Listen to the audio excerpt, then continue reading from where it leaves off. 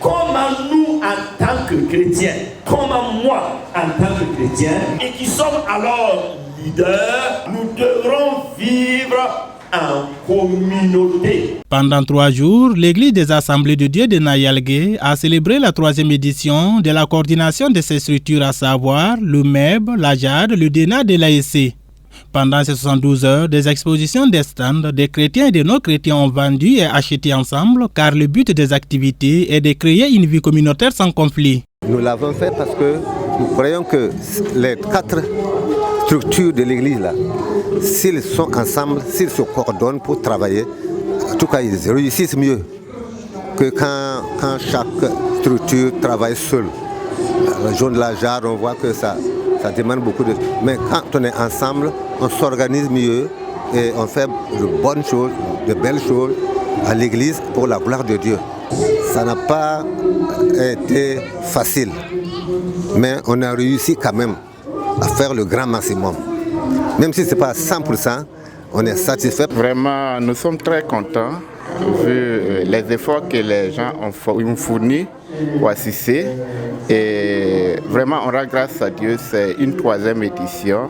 Il y a certaines activités qu'on n'avait pas pu faire la première et la 2e journée, mais tout s'est bien déroulé, vraiment, on rend grâce à Dieu. Et Rahma Taba pour moi. Donc nous sommes dans la joie de rendre grâce à Dieu pour ce qu'il a fait.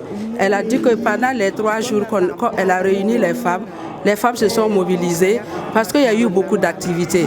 Il y a la rue marchande, il y a eu des enseignements concernant le calcul rénal, cardiovasculaire, et puis beaucoup de choses. Il y a eu beaucoup de choses.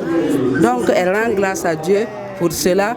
Et puis ce qu'elle est en train de dire, pour les femmes là, en tout cas les femmes étaient contentes, elles étaient satisfaites du genre de l'activité, c'était vraiment bien. Donc tout ce qu'on prie à Dieu de nous aider, parce que c'est une activité communautaire. Voilà, que Dieu les aide, que l'année prochaine, pour que ça puisse porter plus de fruits que ce qui s'est passé. Le thème de cette 3e édition est « Vie communautaire et leadership chrétien ».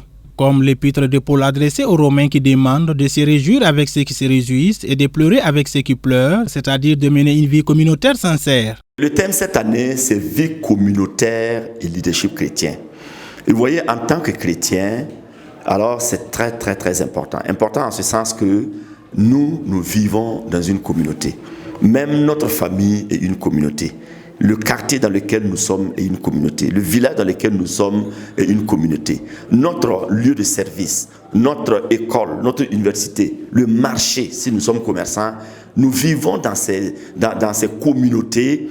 Et en tant que chrétiens, la communauté n'est pas seulement à l'église. Oui, l'église c'est une communauté. Mais avant même que nous ayons une bonne vie dans l'église, il faut que le quartier puisse savoir et bénéficier de notre vie chrétienne qui est pour la gloire de Dieu.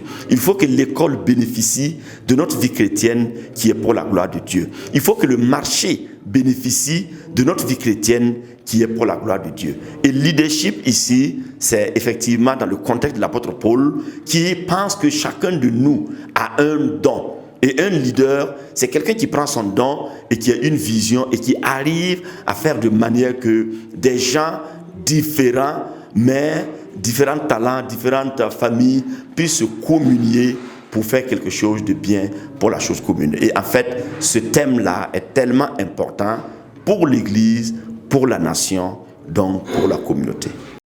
Les quelques erreurs et difficultés rencontrées pendant ces 72 heures ouvrent davantage les yeux des organisateurs qui comptent pour la 4e édition de changer la date de la tenue des activités. Il est prévu de miser sur la communication afin d'avoir plus de participants.